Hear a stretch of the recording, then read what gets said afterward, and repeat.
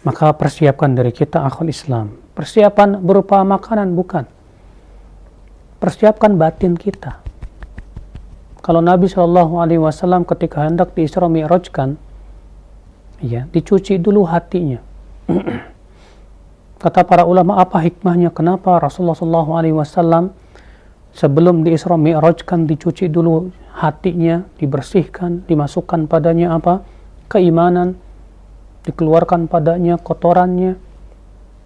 Kenapa hikmahnya? Karena Rasulullah hendak bermunajat dengan Allah, bertemu dengan Allah Jalla wa'ala.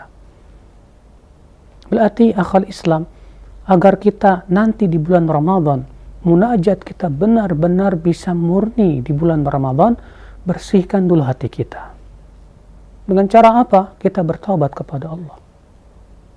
Kita memohon ampun kepada Allah Subhanahu wa ta'ala. Ya, saudaraku sekalian, ikhwatul Islam azani Allah wa iyyakum. Ya, karena ketika hati kita kotor, akhi, kotornya hati itu sangat berpengaruh kepada ibadah kita.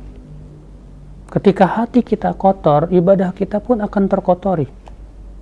Contoh misalnya kalau ada orang yang terkotori hatinya karena ketidakikhlasan. Wah, ini bahaya. Orang yang hatinya mengharapkan pujian manusia, selalu mengharapkan ketenaran, mengharapkan popularitas dan yang lainnya. Saat kotoran hati itu masih ada melekat, masuk padanya bulan Ramadan, akhirnya apa? Dia berharap pahala, dia berharap pahala tapi juga berharap apa? Pujian manusia. Akhirnya Allah batalkan amalannya. Allah tidak terima amalnya. Kenapa? Karena hatinya yang masih kotor. Ketika hati kita masih dikotori dengan cinta dunia yang sangat berlebih, akhirnya apa yang terjadi? Berpengaruh di bulan Ramadan kita malas ibadah. Untuk membaca Quran berat. Maka dari itu ya, ketika saya pernah bertanya kepada seseorang, kemarin bulan Ramadan kamu khatam Quran tidak? Tidak. Subhanallah. Ya.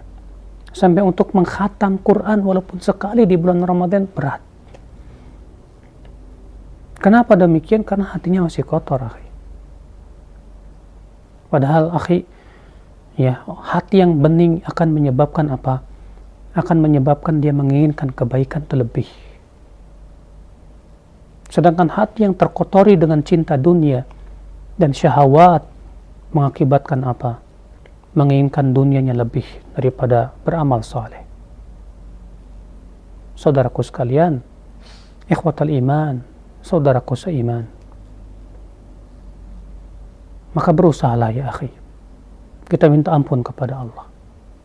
Bersihkan hati kita. Bersihkan segala macam kotoran yang ada di hati kita untuk supaya kita bisa beribadah maksimal di bulan Ramadan. Niatkan dengan kuat bahwa saya di bulan Ramadan ini saya ingin memperbaiki diri. Saya ingin meraih ampunan Allah Jalla wa'ala, karena kita takut sekali kalau ternyata keluar dari bulan Ramadan dalam keadaan tidak mendapatkan ampunan dari Allah. Ini yang kita khawatirkan. Kenapa? Karena Rasulullah mendoakan keburukan buat orang tersebut. Dalam hadis yang sudah kita sebutkan tadi. Apa kata Rasulullah? Syaqiya abdun, celaka seorang hamba yang masuk padanya bulan Ramadan, kemudian keluar dari bulan Ramadan dalam keadaan dia tidak mendapatkan ampunan Allah. Bayangkan, yang berdoa siapa? Malaikat Jibril. Yang mengaminkan siapa? Rasulullah sallallahu alaihi wasallam. Sebaik-baik malaikat diaminkan oleh sebaik-baik manusia. Subhanallah.